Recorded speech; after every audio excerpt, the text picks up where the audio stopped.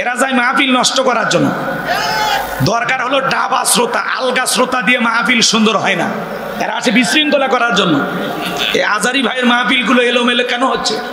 কথা কানাকে ওই বিশৃঙ্খলা করার জন্য। রাগ করতেছেন আপনারা? আমার ভাইয়েরা, ডাক্তার মিজানুর রহমান আজারি ভাই দেশের রত্ন, আল্লাহু আকবার বলেন। লিল্লাহি তাকবীর।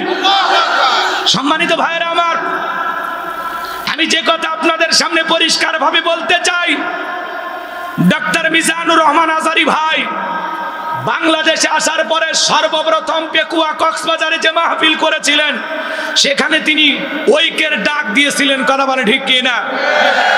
তিনি বারবার বলেছিলেন আমরা ঐক্য চাই, ঐক্যবদ্ধ হতে চাই। আলহামদুলিল্লাহ, ডক্টর মিজানুর রহমান আজারি ভাইয়ের সেই বক্তব্য কালকে বাস্তবায়ন হয়েছে। চরমনায়ের আমির আর আমিরে জামাত ডক্টর শফিকুর রহমান এক জায়গায় আল্লাহু আকবার বলেন। লিল্লাহি তাকবীর। ডক্টর মিজানুর রহমান আজারি ভাই যে ঐক্যবদ্ধ হওয়ার জন্য বলেছেন, আমাদেরকে ঐক্য করতে হবে। জামাত আর চরমনাই এক জায়গায় দেখে বাতিলদের অন্তরে কম্পন সৃষ্টি হয়েছে। কথা বলেন ঠিক কি না? চরমনাই জামাত ঐক্যবদ্ধ, বাতিলেরা কাঁপা শুরু করে দিয়েছে। তারা বলতেছে না, সামনে মনে হয় খুবই সুবিধা পাওয়া যাবে না। কেন? আমরা কেবল ঐক্যবদ্ধ হওয়ার স্লোগান দিতেছি। আলহামদুলিল্লাহ, চরমনাই জামাত ঐক্যবদ্ধ, ইসলামিক যত দল আছে সবাই ঐক্যবদ্ধ হবে। আগামীর দিন ইসলাম আলাদের দিন, আগামীর বাংলাদেশ ইসলাম আলাদের বাংলাদেশ। কথা বলে ঠিক কি না? এই জন্য ভাইয়ের আমার, মিলেমিশে গর্ব দেশ, এমন সুন্দর একটি পরিবেশ তৈরি হবে। কি হবে ভাই? মঞ্চে তো লড়ে কেন? হ্যাঁ, মঞ্চে তো লড়ে কেন? রাগ করতেছেন আপনারা? ভয় পাচ্ছেন নাকি আপনারা? মন খারাপ করেন? তাকবীর দেন, লিল্লাহি তাকবীর। তাহলে এদিক খেয়াল করেন, জামাত চরমনাই ঐক্যবদ্ধ, আল্লাহু আকবার বলেন। তারা যে সুন্দর কাছাকাছি বসে, দুই আমির এক জায়গায়, আল্লাহু আকবার বলেন। চরমনাইয়ের আমির আর জামাত ইসলামের আমির ডক্টর শফিকুর রহমান দুইজন এক জায়গায়, সবাই বলতেছেন তারা ঐক্যবদ্ধ। আমরা তো বলতে চাই, সকল ওলামা ইকরাম, সকল ইসলামিক দল যদি ঐক্যবদ্ধ হয়, বাতিলেরা কখনো সাহস পাবে না আমাদের বিরুদ্ধে উল্টা পাল্টা কথা বলার। কথা বলে ঠিক কি না? এই জন্য ডক্টর মিজানুর রহমান আজারি ভাই যে ঐক্যবদ্ধ হওয়ার জন্য যে স্লোগান তুলেছেন, চরমনাই জামাত যেভাবে ঐক্যবদ্ধ হয়েছেন, আগামীতে সকল ইসলামিক দল যদি ঐক্যবদ্ধ হয়, বাংলার ভূখণ্ডে ইসলাম আলাদের বিরুদ্ধে, আলেমদের বিরুদ্ধে, টুপিওয়ালা দাড়িওয়ালাদের বিরুদ্ধে টু শব্দ করার কোন জালেমের সাহস হবে না, হবে না, হবে না। কারা কারা এই জমিনে ইসলাম চান? তুই হাত তুলে আল্লাহকে দেখা। লিল্লাহি তাকবীর। আল্লাহ এই জমিনকে কোরআন আর ইসলামের জন্য কবুল করুন। সকল ইসলামিক দলগুলোকে ঐক্যবদ্ধ হওয়ার তৌফিক দান করুন। আমাদের সব এক। কথা বলেন ঠিক কি না? আমাদের প্রভু এক, নবীর উম্মত। রাগ করতেছেন? আমরা সব দিক দিয়ে ঐক্যবদ্ধ হতে চাই। কি রাজি আছেন? রাজি আছেন তো? ইনশাআল্লাহ আল্লাহ কবুল করুন। জোরে বলুন আমিন। সম্মানিত ভাইরা আমার, আমি কথা বলবো পবিত্র কোরআনুল কারীমের ৬৭ নম্বর সূরা, সূরার নাম মুলক। বলেন কি না? মুলক। মুলক মানে কি? সার্বভৌমত্ব, কর্তৃত্ব, রাজত্ব, পাওয়ার ক্ষমতা। আল্লাহু আকবার বলেন। দুইটি আয়াতে কারিমা তিলাওয়াত করেছি। ১ নম্বর আয়াতের আলোচনা গরম, যে ঠান্ডা পড়ছে একটু গরম ওয়াজ না করলে হবে কি ভাই? কথা বলেন কেন ভাই? কথা বলা যাবে না, এক শুন না। সবাই বসেন তো, বসেন বসেন বসেন, চেয়ার আছে বসে পড়েন, কোনো টু শব্দ হবে না। কথা বলেন, আমি বলবো আপনারা খালি শুনবেন। রাজি আছেন তো ইনশাল্লাহ? ১ নম্বর আয়াতের আলোচনা গরম, ২ নম্বর আয়াতের আলোচনা নরম। বেশি গরম করে ছেড়ে দিলে অঘটন ঘটতে পারে, এজন্য ঠান্ডা করার ব্যবস্থাও আছে। সূরার নাম মুলক। বলেন কি না? মুলক। মুলক মানে কি? সার্বভৌমত্ব, কর্তৃত্ব, রাজত্ব, পাওয়ার ক্ষমতা কার হাতে? মোট আয়াত আছে ৩০টি, রুকু আছে ২টি। বিশ্বনবীর মক্কার জিন্দেগিতে আল্লাহ তাআলা এই সূরাটি নাজিল করেছেন। চিৎকার মেরে বলুন আল্লাহু আকবার। সম্মানিত ভাইয়েরা আমার, ভূমিকা না দিয়ে আমি ডাইরেক্ট আলোচনা শুরু করে দিলাম যে যারা আমার সঙ্গে তেলাওয়াত করতে চান জবান ছেড়ে একটু মহব্বতে আমার সাথে পড়ুন আউযু বিল্লাহ। উঁচু করা যাবে না, কেউ যদি উঁচু করতে চায় টান দিয়ে বসায় দিবেন, আস্তে কোমর যেন না ভাঙে। জি রেডি থাকেন, একটু কষ্ট করে ঘন্টাখানিক সময় আমারে দেন। খারাপ লাগবে বাজান, খারাপ লাগবে? কোরআনের কথাগুলো শুনলে লাভ না লস? লাভটাকে আমার আল্লাহ জানায় দিলেন, ওয়া ইযা কুরিয়াল কুরআনু ফাসতামিউ লাহু ওয়া আনসিতু লাআল্লাকুম তুরহামুন।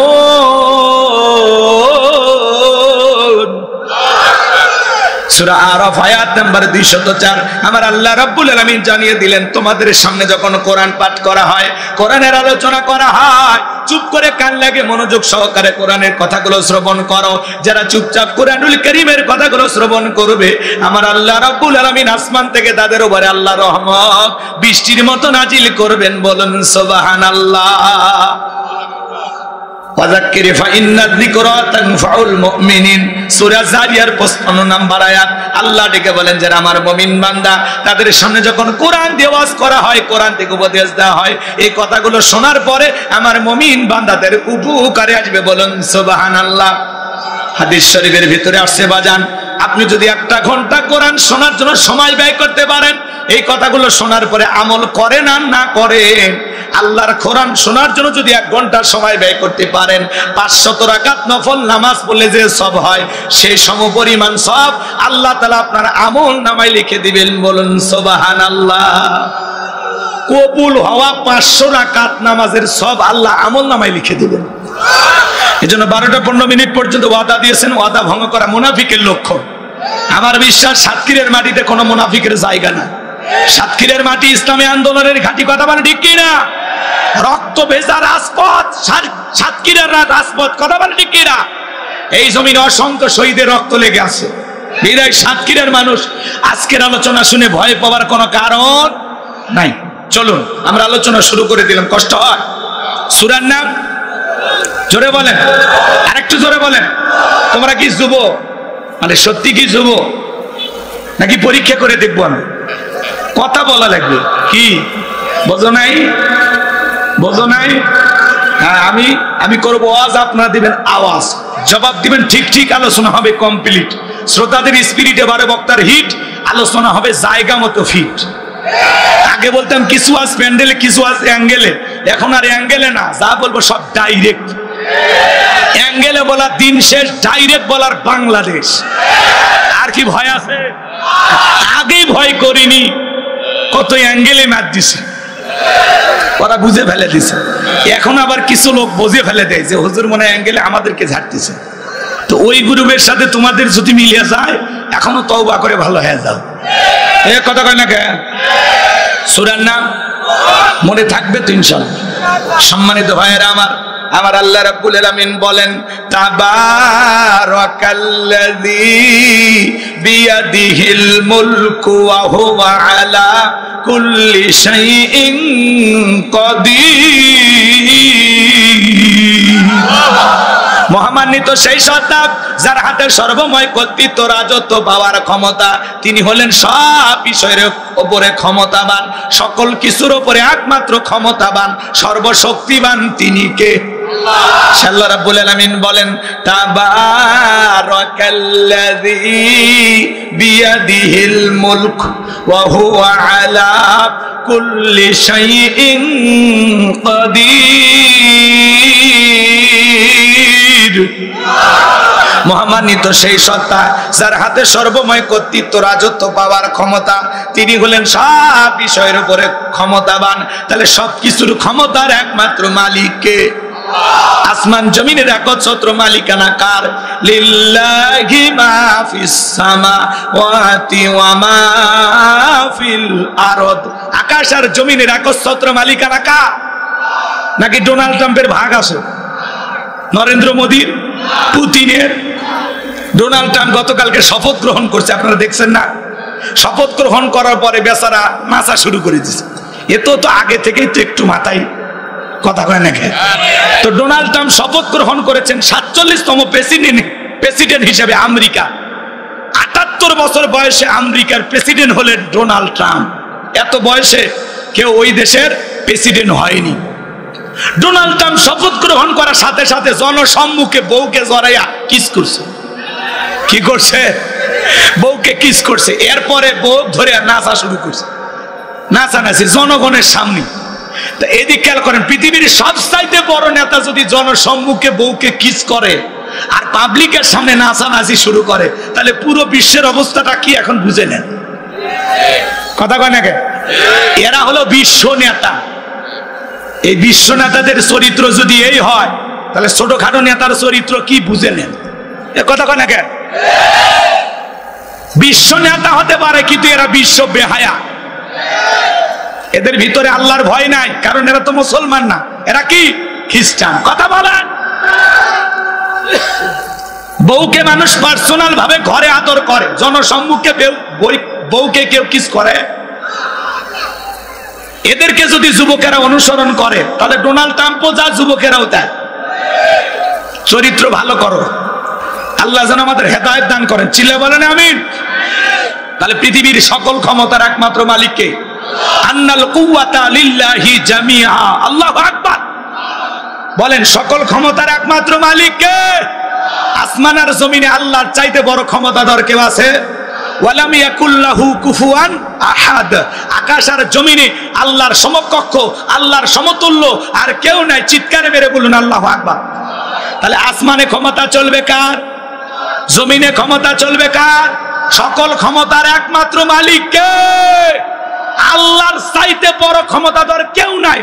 যারা বলবে ক্ষমতার উৎস জনগণ, ওরা পাম দিয়ে ফুলাই। ক্ষমতার উৎস কে?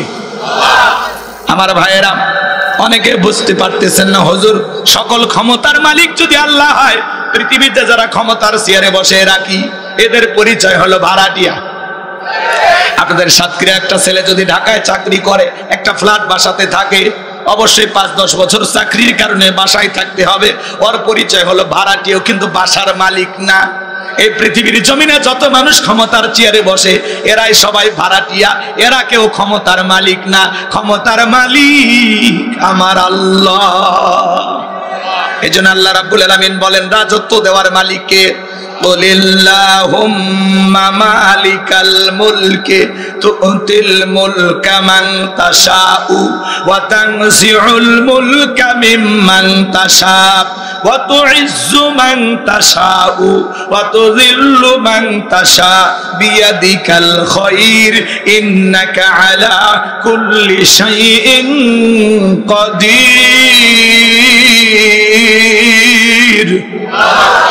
সূরা আলে ইমরান আয়াত নাম্বার 26। আল্লাহ রাব্বুল আলামিন জানিয়ে দিলেন, রাজত্ব দেওয়ার মালিক আমি আল্লাহ। ক্ষমতার চেয়ারে বসানোর মালিক কে?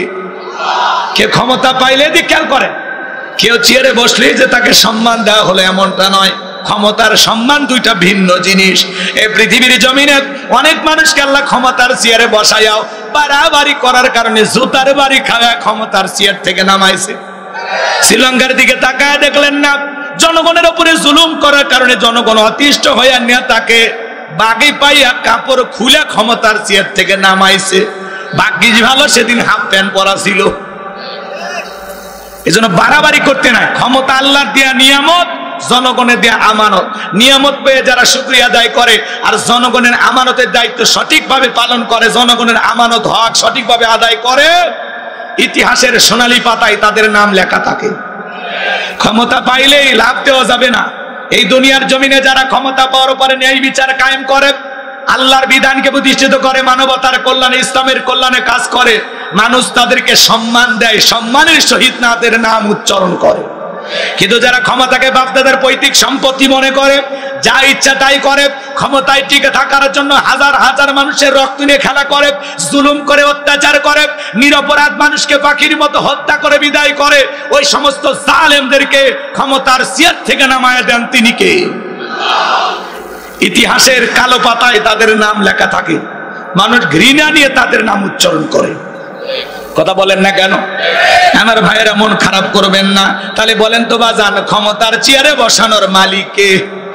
কেড়ে নেওয়ার মালিক কে? অতুইজ্জু মান তাশা ওয়া তুযিল্লু মান তাশা। সম্মান দেওয়ার মালিক কে? লাঞ্ছিত করার মালিক কে? বিয়াদিকাল খায়র, সকল কল্যাণের চাবিকাঠি আমার আল্লাহর হাতে। ইন্নাকা আলা কুল্লি শাইইন কাদির। তিনি হলেন সব বিষয়ের উপরে ক্ষমতাবান। সুবহানাল্লাহ বলবেন না? আল্লাহ যে সবচাইতে বড় ক্ষমতাধর, এটা জানার পরে গোলাম হিসাবে আমরা খুশি না বেজা? আমরা এমন এক মালিকের গোলামি করি যেই মালিক হলো সবার উপরে ক্ষমতাবান, তার চাইতে বড় আর কেউ নাই। তাহলে চিৎকার মেরে বলেন, ক্ষমতার একমাত্র মালিক। আর একটু জোরে বলেন আল্লাহু আকবার। এইবার শোনেন, পুরো পৃথিবীর ক্ষমতা আল্লাহ 4 জন মানুষকে দিয়েছিল। জোরে বলেন কয়জন? আরো জোরে। জোরে হলো না, একটু জোরে বলবেন। মিছিল করার অভ্যাস করেন। একটু কমাইতে বলছি না ভাই, কমে না তো, দরকার একেবারে কমাই দেন।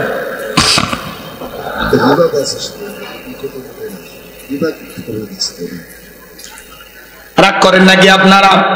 সম্মানিত ভাইয়েরা আমার, গভীর মনোযোগ দিয়ে শুনবেন। পুরো পৃথিবীর ক্ষমতা আল্লাহ 4 জন মানুষকে দিয়েছিলেন। আরে ভাই, পুরো পৃথিবীর ক্ষমতা তো দূরের কথা, ছোটখাটো বাতি নেতার গরমে এলাকায় থাকা যায় না। তুমি আমারে চেনো, আমি অমুক নেতার আপন খালাতো বোন, তার ছোট মেয়ে বিয়ে করেছি, কি হাইব্রিড পরিচয় আছে না নাই? আমরা বলবো ভাই বেশি বাড়াবাড়ি করবেন না, অনেক মানুষকে আল্লাহ কিন্তু সাইজ করছে। বেশি লাফালাফি করবেন না। 3 বার যদি বমি হয় আর পিছনের দরজা একবার যদি আল্লাহ ঢিল করে দেয়, দাঁড়ায় থাকতে পারবেন না, সাতক্ষীরা মেডিকেল কলেজ হাসপাতালে ভর্তি হওয়া লাগবে। দুপুরবেলা স্ত্রী দেখতে গেছে সেলিমের বাপ, তোমার শরীরের কি অবস্থা? কয় মা তুমি দোয়া করো। দুপুরবেলা স্ত্রী আসার পরে বিকেল বেলা ছেলে দেখতে গেছে, আব্বা তোমার শরীরের অবস্থা কি? কয় ভাই আপনি আমার জন্য দোয়া করেন। কথা কয় নাকি? আছে না নাই? আল্লাহ যদি পাতলা পায়খানার বমি দেয়, বউ বাচ্চা চেনার টাইম দেবে না। বিদায় বেশি বাড়াবাড়ি করা ভালো না। গভীর মনোযোগ দিয়ে শোনেন। বিশ্ব নবীর জামার একটা পাতি নেতা ছিল, এর নাম ছিল মহাবীর আমর। এ ছিল গোত্রীয় লিডার, ছোটখাটো দলপতি। বিশ্ব নবী যখন হিজরত করে মদিনায় চলে গেছেন, নবী আমার মদিনায় গিয়ে কালেমার দাওয়াত দেয়, ইসলামের প্রচার করে। মক্কার কাফিরদেরকে নিয়ে বিশ্ব নবীর কোনো মাথা ব্যথা নাই, কিন্তু মক্কার কাফেরদের ঘুম হারাম। না জানি ভাতিয়ে যা মোহাম্মদ মদিনায় যায় কি করতেছে, এই টেনশনে এরা ঘুমাইতে পারে না। এদের মধ্যে একজন অন্যতম ছিল, নাম হলো মহাবীর আমর। প্রতিমার সামনে দাঁড়ায়া লাথুজ্জা, দেবদেবী, সরস্বতী, রাধা কৃষ্ণ, ভগবতী, এগুলো প্রতিমার সামনে দাঁড়ায়া বলতেছে, যতক্ষণ আব্দুল্লাহর বেটা মুহাম্মদ সাল্লাল্লাহু আলাইহি সাল্লামের দেহ থেকে কাল্লা না ফেলাইতে পারবো, ততক্ষণ পর্যন্ত আমি এক ফোঁটা পানিও পান করব না। জোরে কন্যা উযুবিল্লাহ। আমার নবী কর পাকা দানে মই দিয়েছে, কথা বলে ওর বাড়িতে চুরি ছিনতাই করতে গেছে। আপনার আমার নবীর কি কোনো অপরাধ আছে? নবী আমার কালেমার দাওয়াত দেয়, ইসলামের প্রচার করে, কাফের বেঈমান এটা সহ্য করতে পারে না। এজন্য নবীর বিরুদ্ধে তারা গভীর ষড়যন্ত্র করলো। কথা বলেন ঠিক কি না? নবীর মাথা নেওয়ার ঘোষণা করে যখন মক্কার মহাবীর আমর মদিনার পথে রওনা করলেন, আল্লাহ তাআলা এই সংবাদ বিশ্ব নবীর কানে পৌঁছায় দিলেন, নবী গো, মক্কার মহাবীর আমর আপনার মাথা নেওয়ার ঘোষণা করে রওনা করেছে। নবী আমার টেনশনে পড়ে গেলেন, কি করা যায় কি করা যায়। আমার ভাইয়েরা, নবী আমার দুশ্চিন্তায় পড়ে গেলেন। কাছেই বসে দেখেন অনেকগুলো সাহাবীরা বসে আছেন, তাদেরকে লক্ষ্য করে ডেকে বলতে, শোনো আমার সাহাবীরা, শোনো, মক্কার মহাবীর আমর আমার কাল্লা নেওয়ার ঘোষণা করে রওনা করেছে, তোমরাই বলো এখন কি করা যায়। হযরত ওসমান ডেকে বলে, নবী আপনি আল্লাহর এত বড় পয়গাম্বার, আপনি আল্লাহ তাআলার কাছে দোয়া করেন, ওই মক্কার মহাবীর আমর আপনার চেহারা দেখার আগে আল্লাহ যেন ওর জমিন থেকে বিদায় করে দেয়, ওর যেন প্যারালাইজ করে দেয়। নবী আমার হযরত ওসমানের কথা শুনে হাত তুলে দোয়া করা শুরু করে দিলেন, আল্লাহ ওই মক্কার মহাবীর আমর আমার মাথা নেওয়ার ঘোষণা করে রওনা করেছে, ও আমার কাছে পৌঁছার আগে ওর হাত পা এতটুকু শুধু বলেছেন। আল্লাহ ডেকে বলে, জিবরাইল আর করিস না দেরি, আমার বন্ধুকে জানায় দাও তাড়াতাড়ি, আমি আল্লাহ তাআলা শুধুমাত্র 2 হাত দোয়া করার জন্য দেই নাই, মাঝে মাঝে জালেম আর বেঈমানদেরকে সাইজ করার জন্য ওই 2 হাতে লাঠিও তুলে নেওয়া লাগবে। জিবরাইল এসে বলে, নবী দোয়া কবুল হবে না, হাত নামান।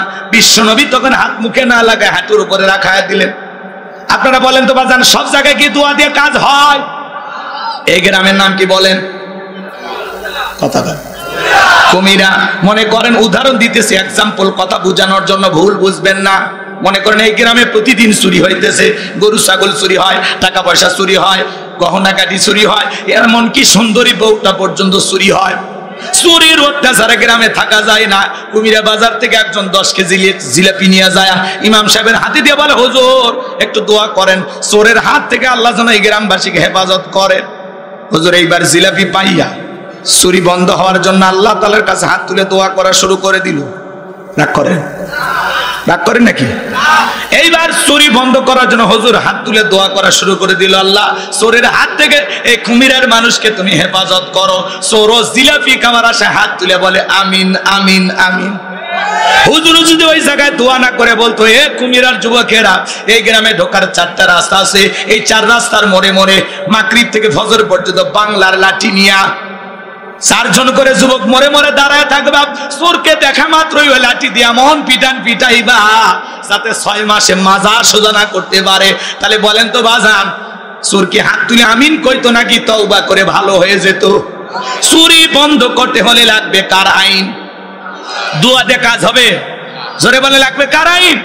আল্লাহ 1500 বছর আগে আইন দিয়েছেন, ওয়াসসারিকু ওয়াসসারিকাতু ফাকতুউ আইদিয়াহুমা জাযাআম বিমা কাসাবা নাকালাম মিনাল্লাহ।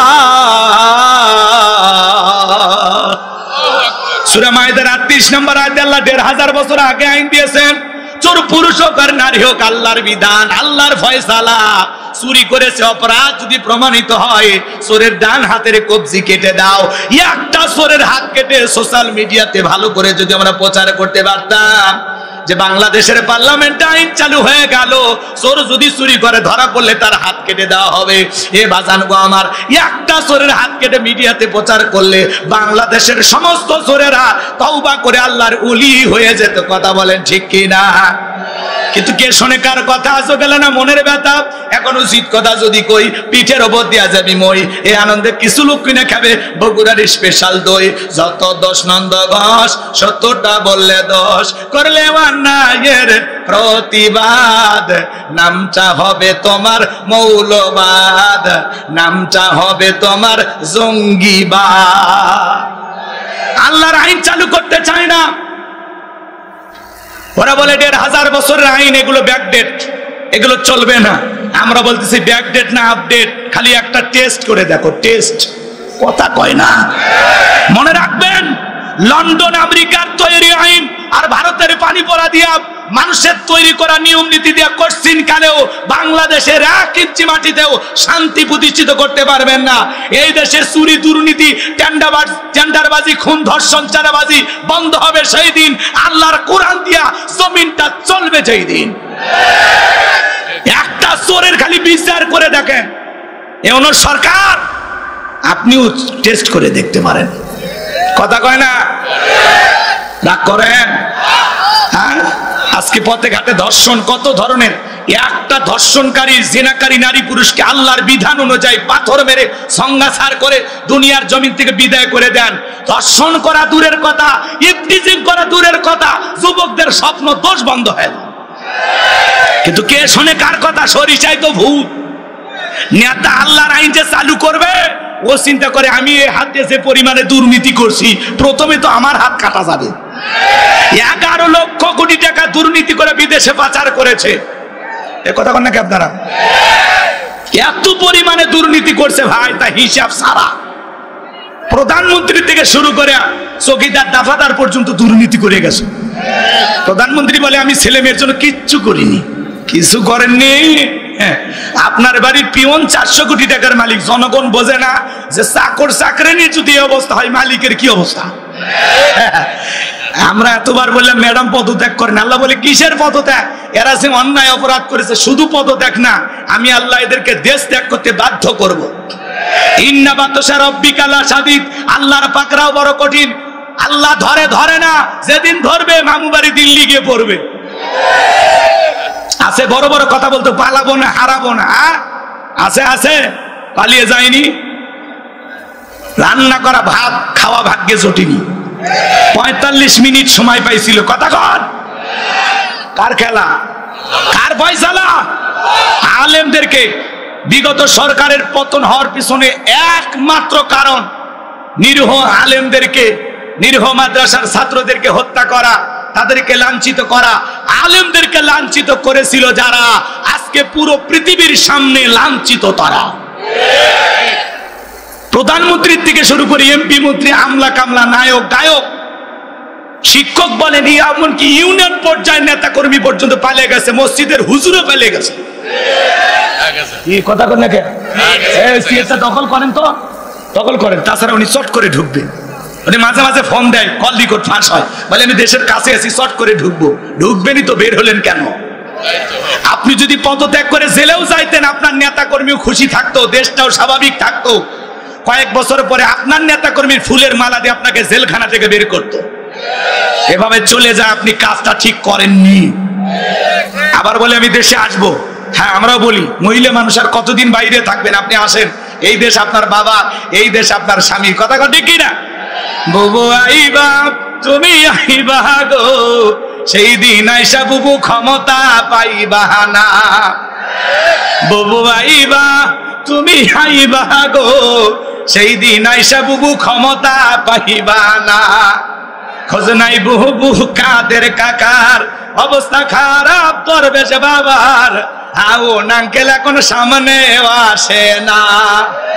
খোঁজ নাই বুবু কাদের কাকার, অবস্থা খারাপ দরবেশ বাবার, আও নাঙ্কেল এখন সামনে আসে না। নেতা কর্মী সব জেলের ভিতর, আমি আছি ডরের ওপর, কখন জানি আসে গ্রেপ্তারি পরোয়ানা। বুবু আইবা, তুমি আইবা গো, সেই দিন আইসা বুবু চিয়ার পাইবা না। ক্ষমতার চেয়ার থেকে নামা সহজ, কিন্তু ওই চেয়ারে ওটা কঠিন। আর আমরা আগামীতে সিদ্ধান্ত নেব, আর যাই হোক, কোন নারীকে এই দেশের প্রধানমন্ত্রী বানাবো না। আগামীতে এই দেশের পুরুষ প্রধানমন্ত্রী কারা কারা আছেন, হাত তুলে দেখান। লিল্লাহে তাকবীর, হাত নামান। নারীদের দেখার দিন শেষ, আগামীতে পুরুষের বাংলাদেশ। মেয়ে মানুষের রাগ বেশি, জেদ বেশি, অভিমান বেশি, জানেন না? স্বামীর সাথে ঝগড়া লেগে দেখেন না কিভাবে হামিক তুলে আসার মারে। এই জন্য মেয়ে মানুষ একবার শান্তির জায়গা পেলে জীবন চলে যাবে, জায়গা ছাড়বি না। 16 বছর লাগছে ছাড়তে। আমরা 16 বছরে কথা বলতে পারিনি, ঘর জামাইয়ের মতো ছিলাম। এই জন্য ভাই, যেই দলেরই হোক, একটা পুরুষ চাই গো। কথা কন। এই যে বাংলাদেশে বিপদে পড়েছিল মানুষ, যেরকম বিপদে পড়লে দোয়া ইউনুস পড়ে, লা ইলাহা ইল্লা আনতা সুবহানাকা ইন্নী কুনতু মিনাজ জালিমিন। বাংলাদেশ বিপদে পড়েছিল, ইউনুস সাহেব এসে হাল ধরছে। আমরা বলতেছি আগামীতে এরকম একটা পুরুষ দরকার। ঠিক আছে না? হ্যাঁ, চলেন, বুঝে শুনে কাজ করা লাগবে বাজান। সামনের দিকে যায়, মনের মধ্যে অনেক দুঃখ জমা আছে। এই জন্য বাজান, চুরি দুর্নীতি করে লুটে পুটে খায়া দেশের 12টা বেজে দিয়েছে ওরা। 93 বিলিয়ন ডলার ঋণের বোঝা বাংলাদেশের মানুষের ঘাড়ে চাপায় দিয়ে ওরা পালিয়ে গেছে। কি কথা ভেজাল আছে? আমার কথা শুনে কি আপনারা রাগ করেন? আমার ভাইলা, তাহলে চুরি বন্ধ করতে হলে লাগবে কার আইন? আরো জোরে বলেন। আল্লাহর আইন একবার চালু করে দেন। দেন না ভাই, দেখেন চুরি বন্ধ হবে না মানে? আজকে চোর সিসি ক্যামেরা লাগানো আছে, তারপরে চুরি করে পারলে তখন ও সিসি ক্যামেরা ভিডিও হচ্ছে, ওই সিসি ক্যামেরাও চুরি করে নিয়ে যান। চুরি বন্ধ হচ্ছে না। মসজিদের জুতার থেকে শুরু করে সব চুরি হয়। কি চুরি হয়নি কোন? আপনার বইয়ের 3 পিস বাইরে রাখেন তো, ওটা চুরি হয়। মসজিদের বাইরে আমারই 3 জোড়া জুতে চুরি হয়েছে আজ পর্যন্ত। চিন্তা করেন, আজ পর্যন্ত আমরা জুতে চুরি বন্ধ করতে পারি। আর রাষ্ট্রের এত বড় বড় খাদে খালি চুরি আর দুর্নীতি, চুরি আর দুর্নীতি। কিসের পুকুর চুরি, ওরা সাগর চুরি করে খায় ফেলে দিছে, জনগণ টেরি পায়নি। কথা বল। তাহলে এই জমিনে আল্লাহর আইন চালু হওয়ার দরকার আছে না নাই? আল্লাহ এই জমিনকে কোরআন আর ইসলামের জন্য কবুল করুন, চিল্লা বলুন আমিন। সবকিছু দেখা শেষ, আগামীতে কোরআনের বাংলাদেশ আল্লাহ যেন কবুল করেন, জোরে বলেন আমিন। সম্মানিত ভাইয়েরা আমার, নবী আমার টেনশনে পড়ে গেলেন। জিবরাইল এসে বলে, নবী দোয়া কবুল হবে না। নবী তখন হাত মুখে না লাগায় হাঁটুর উপরে রাখা দিলেন। আমরা অনেকে মুনাজাত করি, অনেকে দোয়া করে এরকম দড়ি পাকায়। আগেকার দাদারা এরকম পাটের দড়ি পাকাইতো। কথা কয় না, কথা কয় না? অনেকে দোয়া করে আর প্রেসার মাপে। আছে না? অনেকে চুপচাপ হাত এরকম ধরে থাকে, কেউ আবার হাতি তোলে না। হুজুর যখন মুনাজাত শেষ করে বলে আমিন, তখন বলে আমিন, হুজুর আজকের মুনাজাত সেই হয়েছে। এরকম চালাক আছে না? না আমার ভাইয়েরা, জিবরাইল এসে বলে নবী দোয়া কবুল হবে না। সাহাবা ইকরামদের মধ্যে ঘোষণা করেন, আপনার সাহাবীদের মধ্যে এমন কেউ কি আছে যে মক্কার মুহাবির আমরের মোকাবেলা করবে? নবী আমার এই কথা শোনার পরে সাহাবা ইকরামকে ডেকে বলেন, ও আমার সাহাবীরা, তোমাদের মধ্যে এমন কেউ কি আছো যে মক্কার মুহাবির আমরের মোকাবেলা করবা? নবীর কোন সাহাবী দাঁড়ায় না, হযরত আলী দাঁড়িয়ে গেলেন। বলুন আল্লাহু আকবার। নবী তখন ডেকে বলে, আলী তুমি না বুঝে কেন দাঁড়াইছো? তুমি কি জানো এই মক্কার মুহাবির আমর এক বেলা খাবার খায় 21 কেজি 3.5 মণ ওজনের তরবারি নিয়ে যুদ্ধ করে, এত বড় বীরের সামনে তুমি কেমনে যাবে? বসে পড়ো। হযরত আলী বসে বললেন। নবীজি দ্বিতীয়বার বললেন, আবার হযরত আলী দাঁড়িয়ে গেছেন। নবীজি তৃতীয়বার যখন বললেন, আবারও হযরত আলী দাঁড়িয়ে গেছেন। নবী তখন দুইটা হাত বাড়া বলে, আলী রে আয় আয় আমার বুকের ভিতরে আয়। এই কথা বলে বিশ্ব নবী হযরত আলীকে বুকের সঙ্গে জড়ায় নিলেন। আর দেখে বলে, আলী এত বড় বীর সামনে যাইতে চাস, তোর জানি কি মায়া দয়া নাই? হযরত আলী বলতেছে, নবী গো আমার ভিতরের ঈমান বলতেছে ওই আমর আপনার চেহারা দেখায় আগে ওরে আমি জমিন থেকে বিদায় করে দেব। বলুন আল্লাহু আকবার। নবী আমার দিকে বলে, আলী রে খালি হাতে দোয়া করে লাভ হবে না। ওসমান তোমার বাড়িতে কি তরবারি আছে? হযরত ওসমান ডেকে বলে, নবী আমার বাড়িতে তরবারি আছে 27 ইঞ্চি লম্বা। নবী আমার ডেকে বলে, যাও তরবারিটা নিয়ে আসো। হযরত ওসমান রাদিয়াল্লাহু তরবারি আনে দিলেন। তরবারি নিয়ে আসার পরে হযরত আলী তরবারি পায়ে মারছে দৌড়। দৌড়াইতে দৌড়াইতে আমরের মুখোমুখি হয়ে গেছে যখন, এইবার আমর ডেকে বলে, কি রে পিচ্চি আলী তুই কেন আমার সামনে? হযরত আলী বলতেছে, পিচ্চি না কি পরে বুঝাইতে। আল্লাহু আকবার বলেন। কথা আছে ছোট মরিচের ঝাল বেশি। এইবার হযরত আলী দাগ টানতেছেন। দাগ টানা বোঝেন তো বাজান? একটা দোয়া পরে দাগ টানতেছেন। এই দোয়া পরে বাড়ির চতুর্দিকে ফু দিতে পারলে বড় বড় দুর্ঘটনার হাত থেকে আল্লাহ আপনার পরিবারকে হেফাজত করবেন। বলেন আল্লাহু আকবার। হযরত আলী এবার দাগ টানতেছেন। দাগটা নাক টানা বোঝেন না? দাগটা টানার পরে তরবারিটা উঁচু করে বলতেছে, এই কাফেরের বেটা আমর, তোদের সাহস থাকে দাগটা পার হয়া নবীজির কাল্লা নিতে যায়, আয় আয় খেলা হবে, আয়। আল্লাহু আকবার বলেন। হযরত আলী যে কায়দায় ধমক দিয়েছে, ওর ভিতরে 19-20 শুরু হয়ে গেছে। কথা কইলে ওর ভিতরে কম্পন সৃষ্টি হয়ে গেছে। বাড়িতে ঢুকছে চোর, বাড়িওয়ালা ল্যাংরা, দুইটা পাই নাই, কিন্তু টের পায়ে যদি খালি মুখটা দিয়ে আওয়াজ দেয়, কে রে, চোর থাকবি না, ভাগে দৌড় মারবি। একটা আওয়াজে অনেক কিছু ঘটে।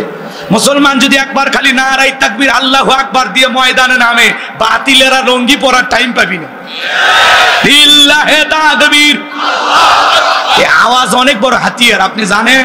খালি আওয়াজ দেন, বাতিলের এমনি ভয় পাবে। কি পারবেন না? রেডি আছেন? আমার ভাইরা চলেন সামনের দিকে যাই।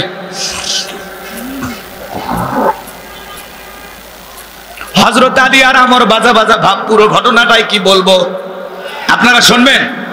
হযরত আলী এবার আমরের সাথে কিভাবে লড়াই করে শুনবেন না? কারা কারা একটু হাত তোলেন তো বাজান। লিল্লাহি তাকবীর। আল্লাহ রাব্বুল আলামিন বলেন, তাবারাকাল্লাযী বিয়াদিহিল মুলকু ওয়া হুয়া আলা কুল্লি শাইইন কাদির। মহামান্বিত সেই সত্তা যার হাতে সর্বময় কর্তৃত্ব, রাজত্ব পাওয়ার ক্ষমতা, তিনি হলেন সব বিষয়ের উপরে ক্ষমতাবান। বলেন আল্লাহু আকবার। তাহলে পুরো পৃথিবীর ক্ষমতা আল্লাহ 4 জনকে দিয়েছিলেন। এ বাজান গো আমার, এর মধ্যে 2 জন ইমানদার আর 2 জন হলো কাফের। ইমানদার 2 জনের একজনের নাম হলো নবী সুলাইমান। সুবহানাল্লাহ বলেন। নবী সুলাইমান আলাইহিস সালামকে আল্লাহ রাব্বুল আলামিন तमाम পৃথিবীর রাজত্ব পাওয়ার ক্ষমতা দিয়েছিলেন। জিন ইনসান মানব দানব সকলেই তার হুকুম মানতে বাধ্য ছিল। আল্লাহু আকবার। নবী সুলাইমান আলাইহিস সালামকে আল্লাহ পাক এমন একটা তক্তের সিংহাসন দিয়েছিলেন, আমার ভাইয়েরা, বাতাসকে অর্ডার করা মাত্রই যেখানে ইচ্ছা পয়গম্বর সেখানে বাতাস এই সিংহাসন উড়িয়ে নিয়ে যাইতো। বলুন সুবহানাল্লাহ। এখনো জাহাজে গাড়ি হাওয়াই চলে, ওগো কলেরই বিধান। একদিন বিনা কলে হাওয়ায় চলতো নবী সুলাইমান, মোরা সেই মুসলমান। আল্লাহু আকবার। নবী সুলাইমানের রাজত্বের কাহিনী বা ঘটনা যদি আমি বলতে চাই 2-3 ঘন্টা সময় লেগে যাবে। ওই দিকে আমার যাওয়ার সুযোগ নাই। আমার একটা মূল টার্গেট আছে, সেই জায়গায় আমাকে যেতে হবে। রাগ করেন? তাহলে এক নাম্বার নবী সুলাইমান আলাইহিস সালামকে আল্লাহ পাক পুরো পৃথিবীর রাজত্ব পাওয়ার ক্ষমতা দিয়েছিলেন। দুই নাম্বার বাদশা জুলকারনাইনকে আল্লাহ পাক পুরো পৃথিবীর রাজত্ব পাওয়ার ক্ষমতা দিয়েছিলেন। সূর্য উদয় হতে সূর্য অস্তগামী পর্যন্ত, পূর্ব থেকে পশ্চিম পর্যন্ত পুরোটা পৃথিবীর ক্ষমতা আল্লাহ বাদশা জুলকারনাইনকে দিয়েছিল। এই বাদশা জুলকারনাইনকে আল্লাহ পাক পৃথিবীর ভূখণ্ডে এক নয় দুই নয় 1600 বছর হায়াত দিয়েছিলেন। বলুন সুবহানাল্লাহ। 1600 বছর পাওয়ার রাজত্ব ক্ষমতা পাওয়ার পরে বাদশা জুলকারনাইন কখনো মানুষের প্রতি জুলুম করে নাই। সারাটা জীবন মানবতার কল্যাণে, ইসলামের কল্যাণে, আল্লাহর ভালোবাসায় কাটিয়ে দিয়েছেন। বলেন আল্লাহু আকবার। ইয়াজুজ মাজুজের জন্য যে বিশাল প্রাচীর নির্মাণ করে দিয়েছিলেন যেই বাদশা, কথা বোঝেন নাই, সেই বাদশার নাম বাদশা জুলকারনাইন। ওইদিকে ঘটনাগুলো বলতে গেলে লম্বা হবে, লম্বা করার সুযোগ নাই। তাহলে দুইজন ইমানদার বাদশাকে আল্লাহ পুরো পৃথিবীর ক্ষমতা দিয়েছিলেন। এক নাম্বার নবী সুলাইমান, আর দুই নাম্বার বাদশা জুলকারনাইন। আর দুইজন কাফিরকে আল্লাহ পাক পুরো পৃথিবীর রাজত্ব পাওয়ার ক্ষমতা দিয়েছিলেন। এর মধ্যে একজন জালেম বাদশা, যার নাম ছিল বাদশা বখতে নাসর। কি নাম? এই বাদশা বখতে নাসরের জামানায় আল্লাহ পাক তার একজন পয়গাম্বার পাঠিয়েছিলেন। সেই নবীর নাম হলো দানিয়াল। আল্লাহ নবী দানিয়াল আলাইহিস সালাম তার উম্মতদেরকে ডেকে বলেন, ইয়া বানি ইসরাঈল আযকুরু নি'মাতি আল্লাতী আন'আমতু আলাইকুম ওয়া আন্নী ফাদ্দালতুকুম আলাল আলামিন।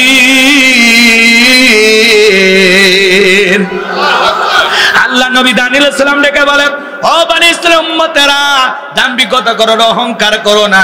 তোমাদের বাপ দাদা কৃতদাস ছিল, মানুষের বাড়িতে গোলামের কাজ করতো, দাসত্বের জিন্দেগি ছিল। সেই দাসত্বের জিন্দেগি থেকে আল্লাহ তাআলা তোমাদেরকে মুক্ত করেছেন, স্বাধীন করেছেন। বিদায় আল্লাহ তাআলার কৃতজ্ঞতা আদায় করো, আল্লাহ তাআলার নিয়ামতের শুকরিয়া আদায় করো। তিনি তো প্রশংসার একমাত্র মালিক। এখনো সময় আছে, তোমরা পরিবর্তন হয়ে যাও। গাছের পূজা করো না, মাছের পূজা করো না, চন্দ্রের পূজা করো না, সূর্যের পূজা করো না, একমাত্র আল্লাহর ইবাদত করো। পয়গাম্বার তাদেরকে দিনে দাওয়াত দেয়, রাতে দাওয়াত দেয়, সকালে দাওয়াত দেয়, বিকেলে দাওয়াত দেয়। পয়গাম্বারের দাওয়াত শুনে দেখে বলে, পয়গাম্বার পুরান দিনের গল্প শোনায় লাভ নাই। বাপ দাদা কি করেছিল আমরা জানতে চাই না। আমরা তো এখন চাকর না, আমরা তো মুক্ত স্বাধীন। আমাদের টাকা পয়সা, গাড়ি বাড়ি, আমোদ প্রমোদ, সুখ বিলাসিতার কোনো কিছুর অভাব নাই। বিদায় এক আল্লাহর ইবাদত করার সময় নাই। আল্লাহ নবী দানিয়াল আলাইহিস সালাম সুন্দর করে দাওয়াত দেন। কোনো মতেই যখন তারা দাওয়াত গ্রহণ করে না, লম্বা ইতিহাস, লম্বা ঘটনা সংক্ষিপ্ত করে বলে দিয়ে যায়। আল্লাহ নবী দানিয়াল তখন ডেকে বলে, আমার বনি ইসরাঈল উম্মতেরা শোনো, কোন জাতির মানুষ যদি দাম্ভিকতা করে, অহংকার করে, আল্লাহ তাআলা তখন ওই কওমের উপরে, জাতির উপরে দুই ধরনের আযাব আর গজব পাঠায়। এক নাম্বার হলো আসমান জমিনের গজব দিয়ে, আযাব দিয়ে আল্লাহ ওদেরকে ধ্বংস করে দেয়। আর না হয় তাদের ভাগ্যে জালেম শাসক পাঠায়া দেয়। দেশের এদিক খেয়াল করেন, দেশের জনগণ হবে যেমন, নেতাও হবে তেমন। আপনি যতদিন ভালো না হতে পারবেন ততদিন ভালো নেতা আশা করে কোনো লাভ নাই। কথা কর, আপনি এক নাম্বার নেতা এক নাম্বার, আপনি দুই নাম্বার নেতাও দুই নাম্বার। আপনি সিটার নেতা হবে বিশ্ব সিটার। সামনে যাই, দেখেন আজ কি হয়। কি কুয়াশায় কিছু দেখা যাচ্ছে না? ভয় পাচ্ছেন নাকি? আজকে তো অন্যরকম একটা মাহফিল। এর মধ্যে অনেকে আবার ওঠা বসা করতে পারে, দেখা যায় না।